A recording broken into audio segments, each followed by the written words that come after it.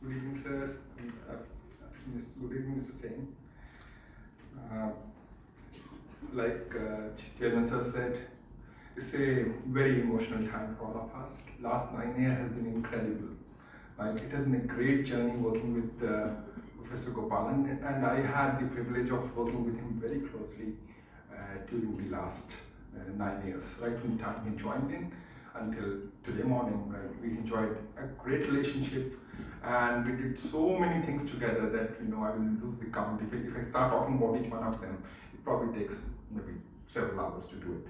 So, and Chairman sir has already covered a lot of things, but I wanted to cover something more on the personal front, and also a few other things which he did, right? So the first thing when I remember when he came in, he introduced was the Departmental Policy and Procedures Committee.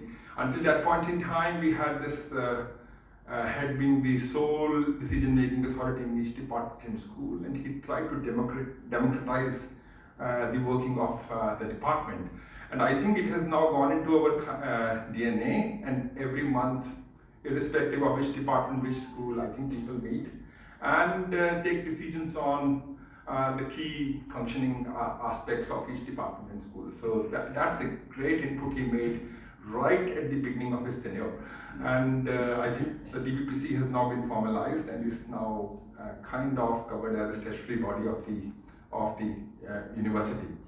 Chairman said talked about the cadre ratio and this faculty recruitment. We have grown so steeply that if not for his special efforts, we probably would have been left behind on faculty-student ratio. Today, we can very proudly say we are less than 1:20, although we have difficulties in computer science, which is very obvious because that's where we grew the fastest. But bringing it down to less than 20 is something which I think we should all clap for him, because this is something a great achievement, right?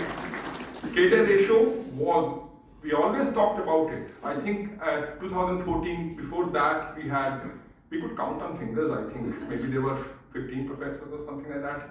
Today, I think there are more than about 60, 70 professors, maybe 80, 90 associate professors.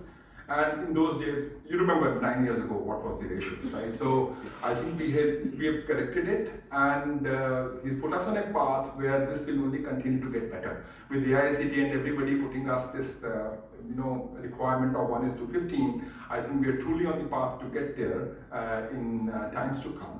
Although we will all understand computer science will always remain a challenge. I worked very closely with him on accreditations, and I remember as head of mechanical engineering when I walked into his office in April 2014, and he asked me, what is your plan for the department? I requested that I want to go for ABET accreditation. He said, what do you need from me? I said, we only heard about it, but we really know nothing much about it, right? He said, how do you think you will know much more about it? I said, I probably need to go and travel to the US and maybe attend a week's training program, which is conducted by ABET every year in the month of April or July. He said,